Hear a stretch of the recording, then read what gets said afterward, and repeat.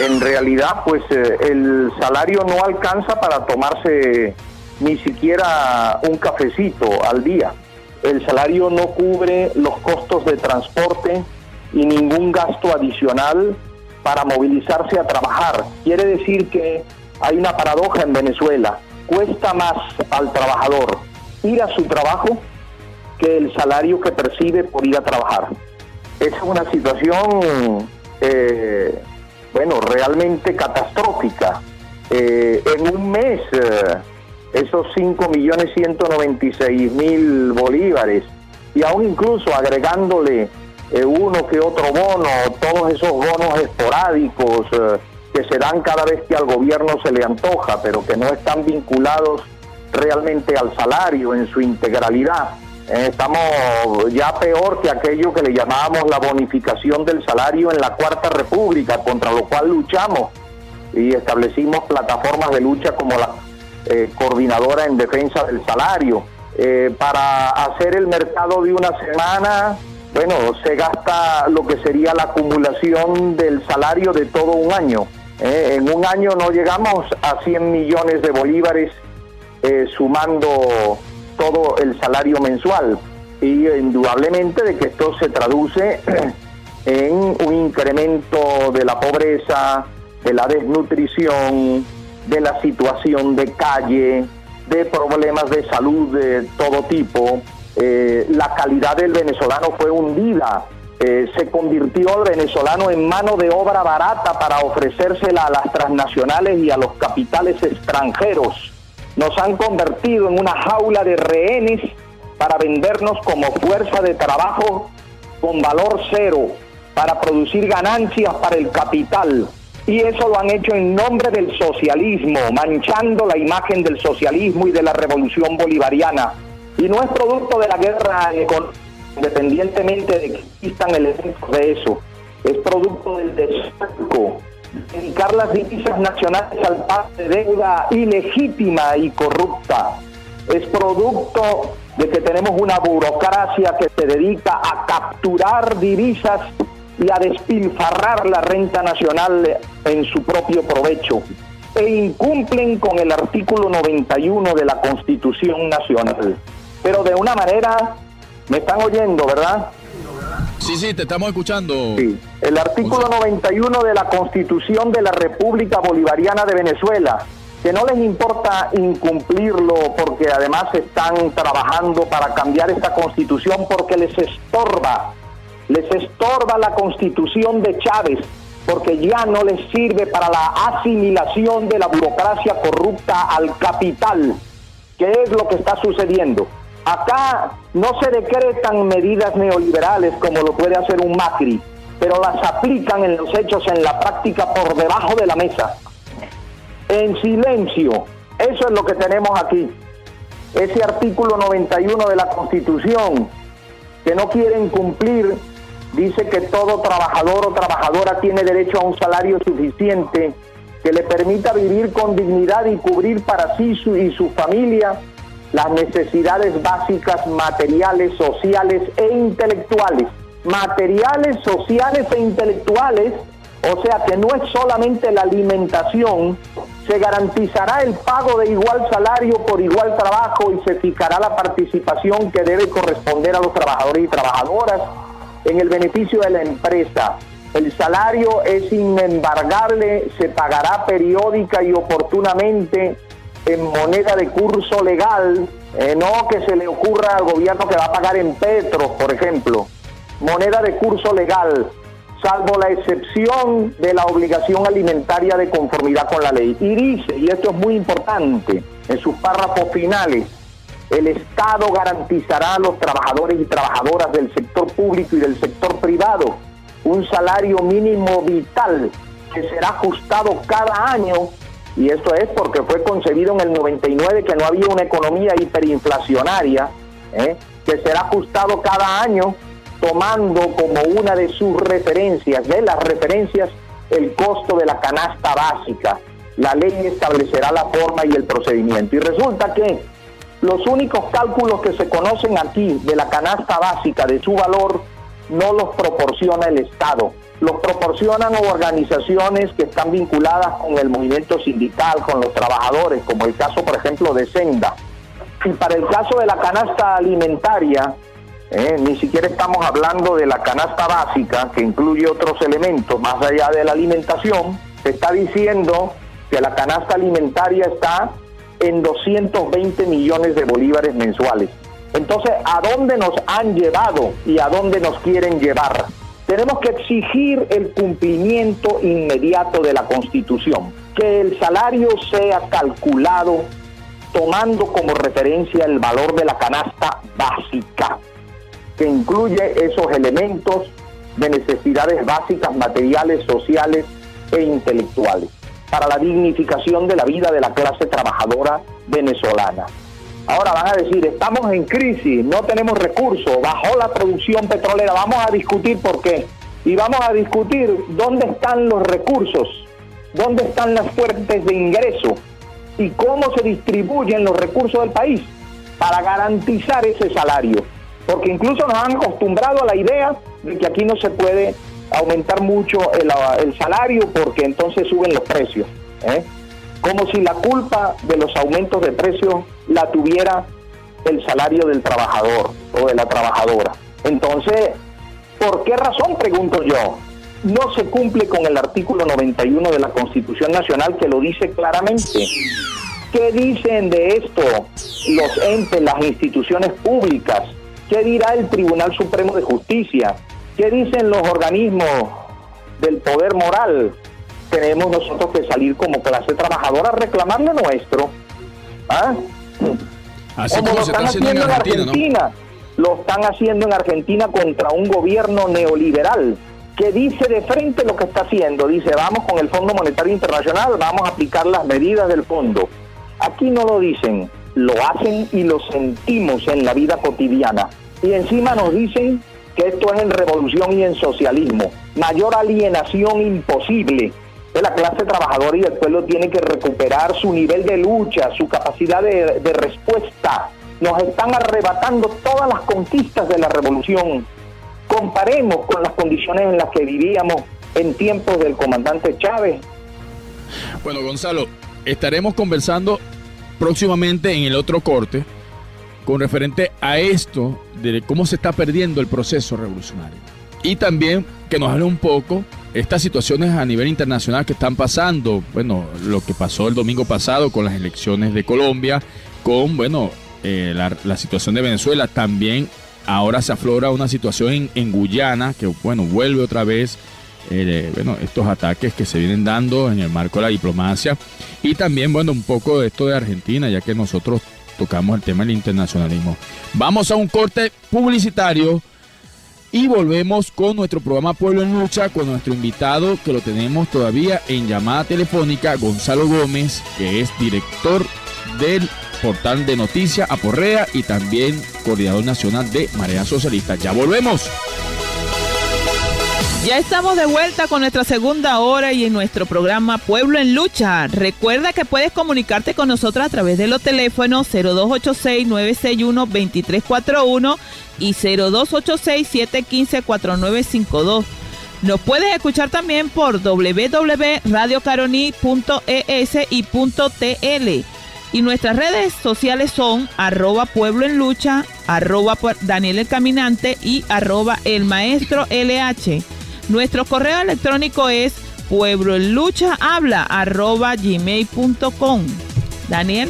Sí, hablábamos en el corte anterior, nuestra primera hora, que tenemos en vía telefónica al compañero Gonzalo Gómez, director del portal de Aporrea, portal de izquierda. 16 años que tiene Aporrea, golpeando a los corruptos y a los burócratas que le están haciendo daño a este país y que de una u otra forma también vive rompiendo el cerco mediático de la información. Y también es coordinador nacional de Marea Socialista. También acá tenemos ya en cabina a Orángel Parma, trabajador de Orinoco Iron, forma parte del movimiento Alternativa 1 y también del movimiento Juntos, que estaremos conversando sobre el tema de las empresas básicas y también una propuesta que ellos han venido dando de adelantar lo que son las elecciones de la Asamblea Nacional en virtud, bueno, a unos planteamientos que ellos vienen dando. Bueno, seguimos en vía telefónica con Gonzalo Gómez, que nos hablaba sobre la situación nacional y algunas reflexiones dentro del proceso revolucionario de las decisiones que se vienen tomando y que de una u otra forma no se ven contundentemente en la población. Hablaba también sobre el tema del salario, la cesta básica. Leía un artículo importante que lo veníamos diciendo desde la introducción de nuestro programa.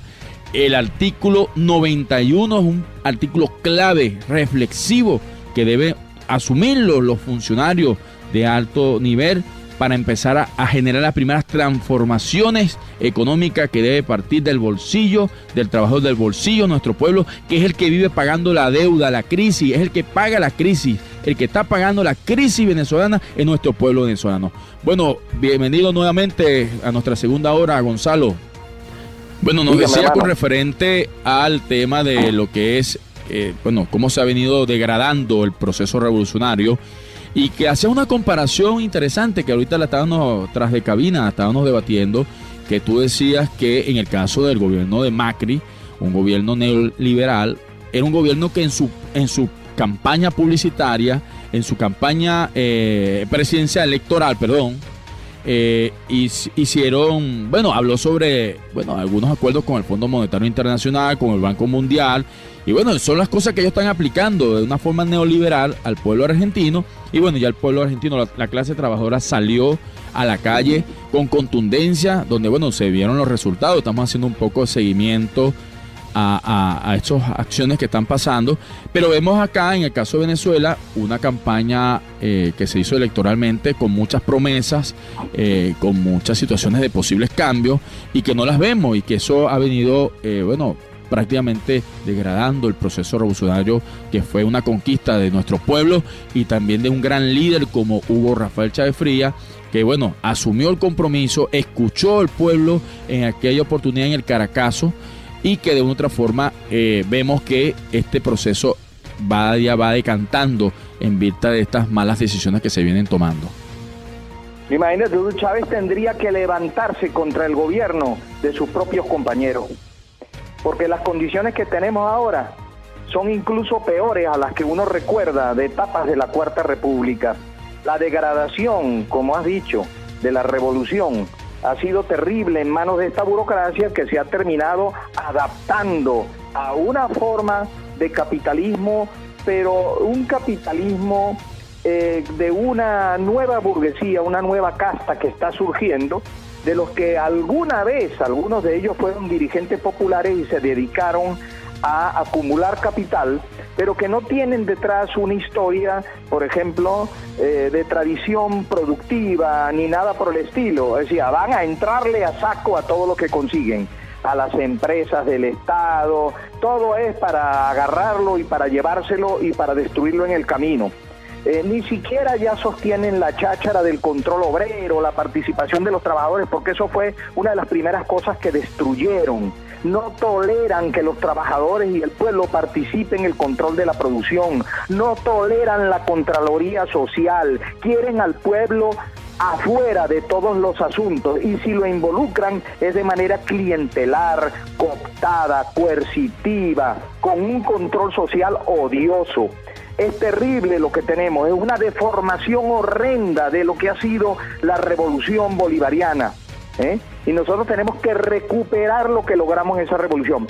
Y entonces tienen un método muy perverso, que es que muchas cosas no las decretan, no las dicen claramente, pero las aplican, y como decía antes, las sentimos, ¿no? Un gobierno neoliberal llega y dice, vamos a reducir las pensiones o vamos a aumentar la edad de jubilación. Estos agarran y dicen, no, hemos vuelto universales las pensiones, sí, en tiempos de Chávez, ¿no?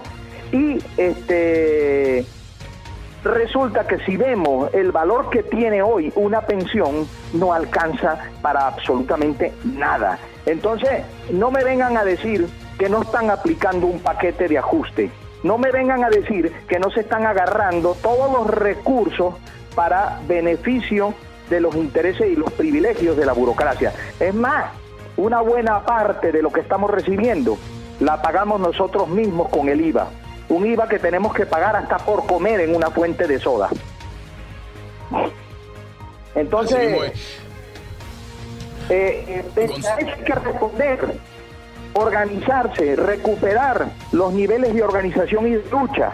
Claro, no lo vamos a poder hacer con una dirección sindical cómoda, apoltronada, que lo que está es también para agarrar de la misma piñata, y que su rol es frenar a la clase trabajadora y confundirla. Nosotros vamos a tener que volver a luchar como luchamos contra la vieja CTV, e incluso creo que esa vieja CTV le hacía un poquito más de resistencia a los gobiernos adecos y copellanos. De vez en cuando tiraban alguna huelga, algún paro, algún tipo de movilización, aunque la traicionaran en el camino, pero al menos hacían algo para tratar de justificar el puesto que ocupaban. Aquí no vemos absolutamente nada, están totalmente paralizados, y más aún los que están como constituyentes. No representan ni reflejan al pueblo para ninguna cuestión que realmente le interese a nuestros queridos compatriotas. Así me voy. Háblanos sobre la situación internacional que repercute un poco a Venezuela, en el caso de Colombia. Ahorita hay unos anuncios también de posibles, situaciones que van a empezar a revisar entre el acuerdo del Esequibo con Guyana. Sí. Bueno, son bastantes temas, pero en relación con yo quisiera destacar una cosa.